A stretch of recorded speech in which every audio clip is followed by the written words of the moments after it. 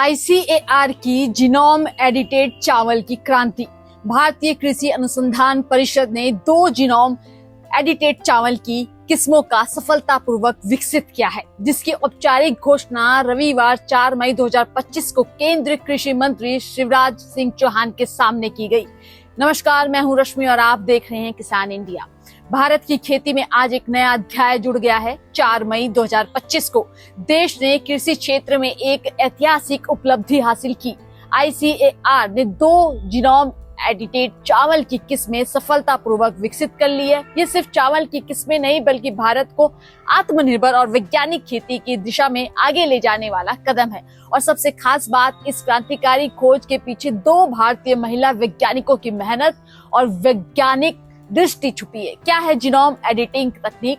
ये एक आधुनिक वैज्ञानिक प्रक्रिया है जिसमें पौधों के DNA में बदलाव कर उसमें वांछित गुण विकसित किए जाते हैं। जीनोम संपादन की 3 विधियां होती है, SDN1, 2 और 3। SDN1 और 2 तकनीकों को 30 से ज्यादा देशों में मंजूरी मिल चुकी है। भारत सरकार ने 2022 में नोटिफिकेशन जारी किया कि SDN1 और 2 से तैयार उत्पादों को पारंपरिक फसलों के बराबर माना जाएगा। वैश्विक निवेश और भारत की भागीदारी। अमेरिका में इस तकनीक पर अब तक 22,000 करोड़ रुपए खर्च हो चुके हैं। यूरोप ने 1,300 करोड़ रुपए और एशिया में 3,500 करोड़ रुपए इस पर निवेश हुआ है।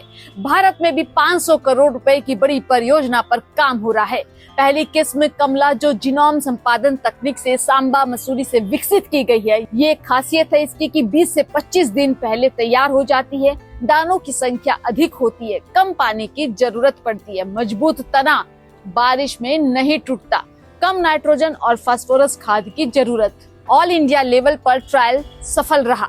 दूसरी किस्म पूसा DST1, जो जीनोम संपादन तकनीक से पूसा से विकसित की गई है।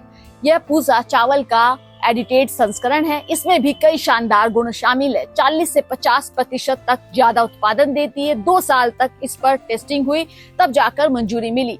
मल्टी लोकेशन टेस्टिंग में भी यह किस्म खरी उतरी। अंतर्राष्ट्रीय स्तर पर मान्यता दी गई है। कमला और पूसा DST1 दोनों ही किस्में देश की पहली ऐसी जीनोम एडिटेड फसलें हैं जिन्हें अंतर्राष्ट्रीय स्तर पर मल्टी लोकेशन सर्टिफिकेशन मिला। यह केवल भारत ही नहीं, पूरी दुनिया के लिए एक मिसाल है।